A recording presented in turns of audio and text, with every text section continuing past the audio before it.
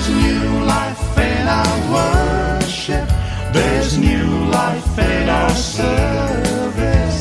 The Spirit of the Lord has started to Good morning, viewers. Welcome to my brief devotion titled Fresh Bread. And I do hope that it makes an impact in your life as you begin a new day in Christ. From this devotion today, we shall try to understand the future of the world from the life and reign of King Nebuchadnezzar of Babylon. This king has been hailed as the one who set up one of the most powerful kingdoms on the face of the earth. His life is a wonderful sequel to the upcoming Antichrist foretold in Revelation chapter 6. Because of his pride and ego, he almost made the entire nation of Babylon to worship the golden statue erected by him.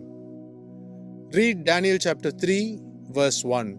The people were forced to worship the golden image, whether they liked it or not. He made the helpless Babylonians sin against the one and only true God of Israel, the God of the universe who did not have a form. Even at that time, there were 3 young Hebrew boys who refused to bow down and worship the golden image. These valiant 3 boys were willing to stand for the truth to please the one and only true God who was and is not an idol.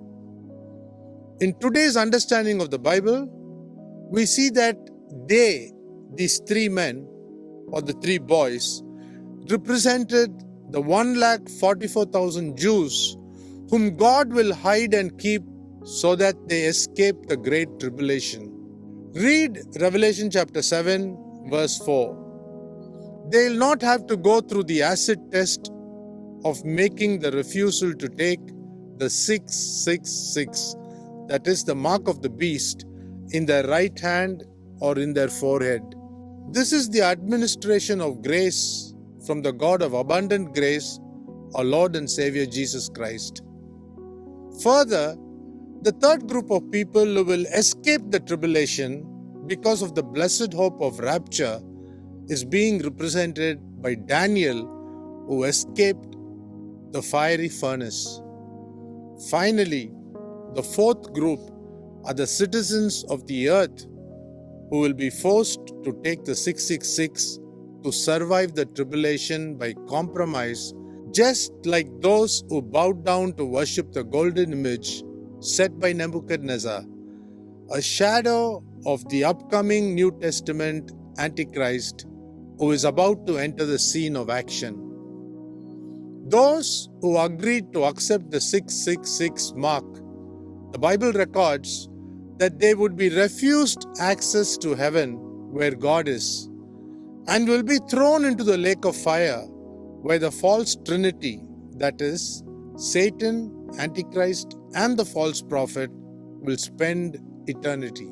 Nothing in God's word has gone amiss.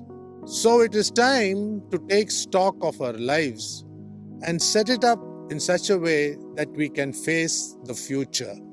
Think about this. Have a great day. There's new life in our worship. There's new life in our service.